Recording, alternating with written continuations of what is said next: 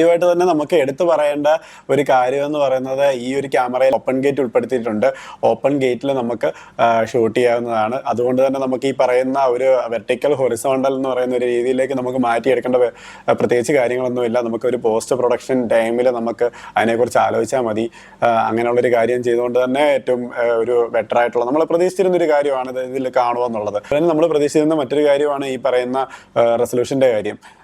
അത് ഈ പറയുന്ന ഈ ഒരു ക്യാമറയിൽ ഒരു 5K നമുക്ക് ഒരു 60 ഫ്രെയിമിൽ ഷൂട്ട് ചെയ്യാൻ പറ്റും എന്നുള്ളൊരു കാര്യം ഇതിൽ പറയുന്നു. അതുപോലെ തന്നെ 4K 120 FPS നമുക്ക് ഷൂട്ട് ചെയ്യാൻ സാധിക്കുന്നു. അതുപോലെ തന്നെ ഉൾപ്പെടുത്തിയിരിക്കുന്ന മറ്റൊരു കാര്യമാണ് സോണിയുടെ professional 16-bit XOCN internal recording ഇതിൽ ഉൾപ്പെടുത്തിയിട്ടുണ്ട്. അതുപോലെ തന്നെ എടുത്തു പറയേണ്ട ഒരു കാര്യമാണ് സോണിയുടെ ഇപ്പോഴത്തെ ഈ ഒരു ഓട്ടോ ഫോക്കസിന്റെ കാര്യത്തിനെ കുറിച്ചിട്ട്.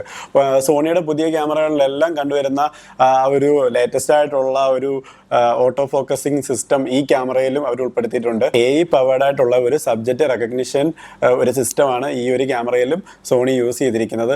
അതുകൊണ്ട് തന്നെ നമുക്ക് ഒരു പലവിധ ഒബ്ജക്റ്റുകളും ഈ പറയുന്ന ഹ്യൂമൻ അല്ലെ ബേർഡ്സ് അതുപോലുള്ള പല പല ഒബ്ജക്റ്റുകളെയും ഈ ഒരു മെത്തേഡ് വഴി നമുക്ക് പെട്ടെന്ന് ട്രാക്ക് ചെയ്ത് അവർ ഫോക്കസ് ചെയ്ത് ഷൂട്ട് ചെയ്യാനൊക്കെ ഉള്ള ഒരു കാര്യം ഇതിൽ ഉൾപ്പെടുത്തിയിട്ടുണ്ട്. ഇങ്ങനെയുള്ളൊരു സിനിമാ ലൈൻ ക്യാമറയിൽ നമുക്ക് ഓട്ടോ ഫോക്കസിങ് ആ ഒരു ലെവലിലേക്ക് എത്തുക എന്നൊക്കെ പറയുന്നത് ഒരു നല്ലൊരു കാര്യമാണ്.